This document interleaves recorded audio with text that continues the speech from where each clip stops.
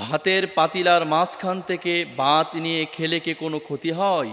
খুবই গুরুত্বপূর্ণ একটি প্রশ্ন, যে ভাতের পাতিলার মাঝখান থেকে ভাত নিয়ে খাবার খেলে কোনো ক্ষতি হয় কি না।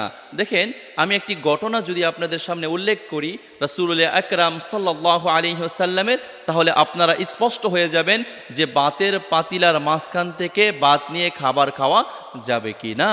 একবার রাসূল আকরাম সাল্লাল্লাহু আলাইহি ওয়াসাল্লাম একটা দস্তরখানার মধ্যে বসলেন। রাসূলুল্লাহর সঙ্গে আরও কয়েকজন ছিল, আর সেই কয়েকজনের ভিতরে একটা মাসুম বাচ্চাও ছিল। রাসূলুল্লাহর সঙ্গে যখন তারা সবাই খাবার খেতে বসে গেল, রাসূলুল্লাহ বিসমিল্লাহ বলে খাবার গ্রহণ করা শুরু করলেন। রাসূলুল্লাহর সঙ্গী সাথী যারা আছে তারাও বিসমিল্লাহ পড়ে খাবার গ্রহণ করা শুরু করলো। সেই বাচ্চাটা রাসূলুল্লাহর পাশেই বসা ছিল।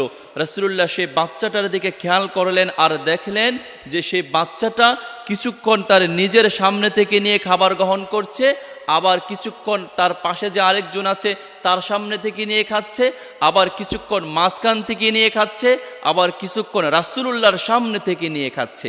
রাসূলুল্লাহ আস্তে করে সে বাচ্চাটার মাথার মধ্যে হাত বুলিয়ে দিলেন আর বাচ্চাটাকে বললেন যে, বাবা দেখো, তুমি যখন খাবার গ্রহণ করবা তখন আপন স্থান থেকে খাবার গ্রহণ করবা, অর্থাৎ নিজের সামনে থেকে খাবার গ্রহণ করবা। এখান থেকে একটু ওইখান থেকে একটু এমন করা যাবে না, এতে খাবারের বরকত নষ্ট হয়ে যায়।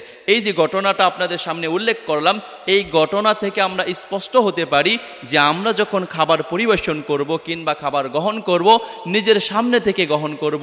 আমরা ভাতের যে পাতিলা আছে সেই ভাতের পাতিলার মাঝ বরাবর যে জায়গা আছে সেখান থেকে খাবার নেব না। সেখান থেকে যদি খাবার নেই ক্ষতি হবে কি না? হ্যাঁ, ক্ষতি হবে। সেটা কেমন ক্ষতি?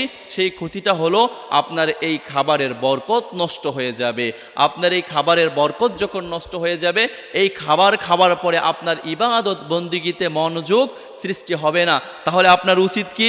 আপনি যখন পাতিলা থেকে খাবার পরিবেশন করবেন, সম্মানিতা মা এবং বোনদেরকে উদ্দেশ্য করে বলছি, ভাতের পাতিলা থেকে যখন আপনি খাবার পরিবেশন করবেন, অবশ্যই আপনি ডান দিক থেকে খাবার নেবেন, ডান দিক থেকে ভাত নেবেন, ডান দিক থেকে তরকারি নেবেন। এতে আপনার সেই পাতিলার মধ্যে আল্লাহ তাআলার অফুরন্ত বরকত নাজিল হবে।